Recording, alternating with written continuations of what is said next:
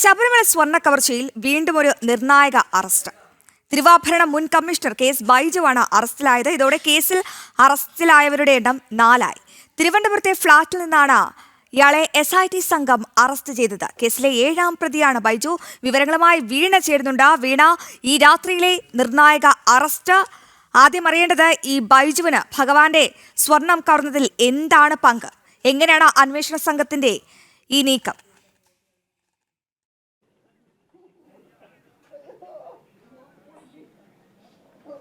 അശ്വതി, വളരെ ഒരു നിർണായക നീക്കത്തിലേക്കാണ് അന്വേഷണ സംഘം കടന്നിരിക്കുന്നത്. ഇന്ന് രാത്രിയോടുകൂടിയാണ് തിരുവനന്തപുരത്തെ ശ്രീകാര്യം ഫ്ളാറ്റിൽ നിന്ന് മുൻ ദേവസ്വം ബോർഡ് തിരുവാഭരണ കമ്മീഷണറായ KS ബൈജുവിനെ അറസ്റ്റ് ചെയ്തിരിക്കുന്നത്. ഈ അറസ്റ്റുമായി ബന്ധപ്പെട്ട് നിർണായക നീക്കങ്ങൾ, അതീവ രഹസ്യ നീക്കങ്ങളാണ് ഉദ്യോഗസ്ഥർ നടത്തിയത്. തുടർന്ന് അറസ്റ്റ് നടത്തിയതിനു ശേഷം ഫ്ളാറ്റിൽ നിന്ന് അറസ്റ്റ് ചെയ്തതിനു ശേഷം തിരുവനന്തപുരം ജനറൽ ആശുപത്രിയിൽ എത്തിച്ച് വൈദ്യപരിശോധന നടത്തി.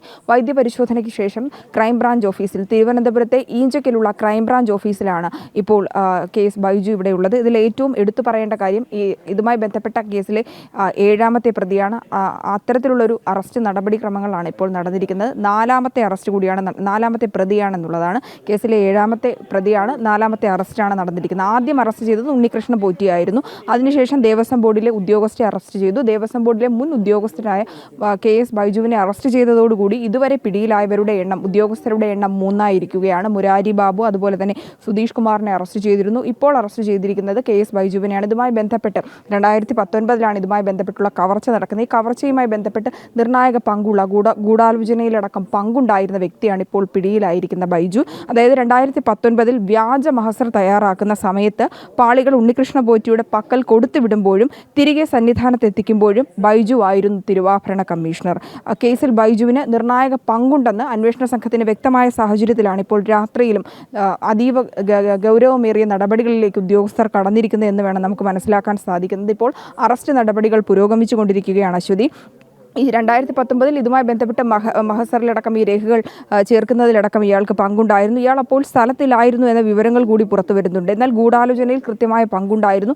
ആ സമയത്ത് തിരുവാഭരണ കമ്മീഷണറായിരുന്നു. ആ സമയത്ത് തിരുവാഭരണ കമ്മീഷണറാണ് ഇതുമായി ബന്ധപ്പെട്ട്, അതായത് ശബരിമലയിലെ സ്വർണം അവിടെ നിന്ന് ഇളക്കി മാറ്റുമ്പോൾ കൃത്യമായിട്ട് അതിൻ്റെ തൂക്കവും അതുമായി ബന്ധപ്പെട്ടുള്ള പരിശോധന നടത്തേണ്ടത്, മഹസറിലടക്കം രേഖകൾ, അതായത് ദേവസ്വം ബോർഡിൻ്റെ ഔദ്യോഗിക രേഖകളിൽ അത് കൃത്യമായിട്ട് അത് രേഖപ്പെടുത്തേണ്ടയും ഉത്തരവാദിത്വം തിരുവാഭരണ കമ്മീഷണർക്ക്. തിരുവാഭരണ കമ്മീഷണറുടെ അസാന്നിധ്യത്തിലാണ് ഇത് നടന്നതെന്നുള്ള വിവരങ്ങൾ കൂടി പുറത്തു വരുന്നുണ്ട്. എന്നാൽ ഇയാൾ അപ്പോൾ ഇല്ലായിരുന്നുവെങ്കിൽ പോലും ഉദ്യോഗസ്ഥൻ ശബരിമലയിൽ ഇതുമായി ബന്ധപ്പെട്ട് തിരുവാഭരണം സ്വർണം പൂശുന്നതിനായി ഇവിടെ നിന്ന് ചെന്നൈയിലേക്ക് കൊണ്ടുപോകുമ്പോൾ കൃത്യമായിട്ട് ഇയാൾ ഇവിടെ ഇല്ലായിരുന്നുവെങ്കിൽ പോലും, ആ സമയത്ത് ഇല്ലായിരുന്നുവെങ്കിൽ പോലും ഇതുമായി ബന്ധപ്പെട്ടുള്ള നിർണായക പങ്ക് ഇയാൾക്കുണ്ടായിരുന്നു. ഗൂഢാലോചനയിലടക്കം ഇയാൾക്ക് കൃത്യമായ പങ്കുണ്ട്. ഉണ്ണികൃഷ്ണ പോറ്റിയുമായി ഇയാൾക്ക് അടുത്ത ബന്ധമുണ്ട് എന്ന വിവരങ്ങൾ ലഭിച്ചതിൻ്റെ അടിസ്ഥാനത്തിലാണ് ഇപ്പോൾ നടപടികൾ ഉണ്ടായിരിക്കുന്നത്. അറസ്റ്റ് നടപടികൾ ഇപ്പോൾ ക്രൈംബ്രാഞ്ച് ഓഫീസിൽ ഈഞ്ചക്കിൽ പുരോഗമിച്ചുകൊണ്ടിരിക്കുകയാണ്. വിശദമായി ഇയാൾ ചോദ്യം ചെയ്യേണ്ടതുണ്ട്. അതായത് ഇതുമായി ബന്ധപ്പെട്ട് രേഖകളൊക്കെ, ഇത്തരത്തിലുള്ള രേഖകളൊക്കെ ഗൂഢാലോചനയിലടക്കം പങ്കുണ്ടോ, ഈ രേഖകളിലടക്കെ എഴുതി ചേർത്തപ്പോഴുണ്ടായ ഇയാൾ വഹിച്ച പങ്കെന്താണ്, ഒപ്പം തന്നെ ഇയാൾ സ്ഥലത്തില്ലായിരുന്ന സമയത്തും, അത്